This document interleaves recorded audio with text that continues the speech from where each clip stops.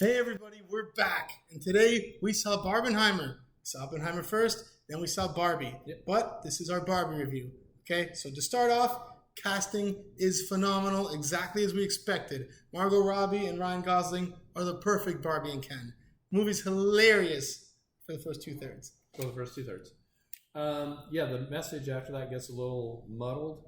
It's the exact message that you think you're going to hear, so I don't really know that it was anything new and innovative, but it was just very confusing because it kind of seemed like it was going to go in a, like a more open direction, and then it shifted back to where it started, and so the message was very muddled. But aside from that, just a ton of fun. They really got into the product and the idea of Barbie. There were some touching moments in there as well.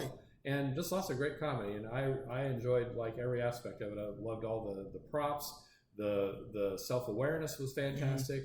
Production design was phenomenal. Yeah, just the Barbie Land feels like Barbie Land, and Will Ferrell was really good in this movie. He did do great in this movie, and to me, and I think you'll agree, I think Ryan Gosling really stole the movie though. Absolutely, as Ken. I realize that that's not necessarily the point. The focus is supposed to be on Barbie, but I really think Ken kind of ran away with it. But talking about Ken, right? The message of this movie really portrays Kens in a negative way. It shows that these Kens are kind of unbelievably dumb. Yeah. And I hate to put it that way, but they really don't have minds for themselves.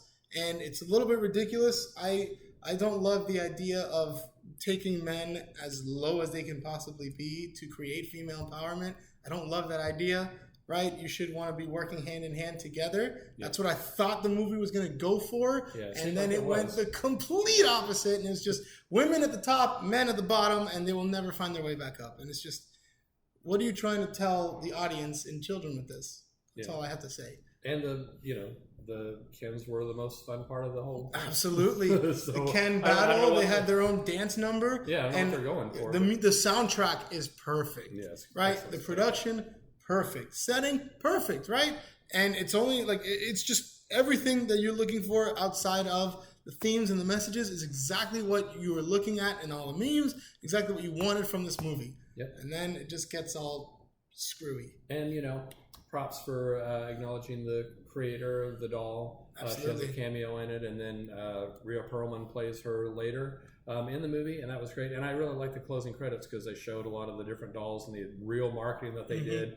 And some of the things that were in the movie, you're like, that wasn't real. And it's like, it absolutely was real. And they show you the marketing. So it was great. And then from the marketing perspective, I mean, I could do a whole separate video just on the marketing because I love marketing. And I think Barbie's had the best marketing of any movie in like a long time that I can think of. So right. And if you know anything about Barbie, about the different editions of Barbies and all of that type of stuff, it's really funny because it's so self-aware, as Darryl mentioned before. And it's just a really good time. Until the third act. Yeah. So what would you rate it? What was your rating? My rate, I'd give it maybe a 7.5. Before the final act, I'd give it a 9 out of 10. I mean, phenomenal. The comedic timing of the comedy was just perfect, right? It's exactly what you'd want. You see Greta Gerwig and Will Ferrell's fingerprints all over the film, and then it just kind of screws the whole thing up in the end. Yeah. So 7.5.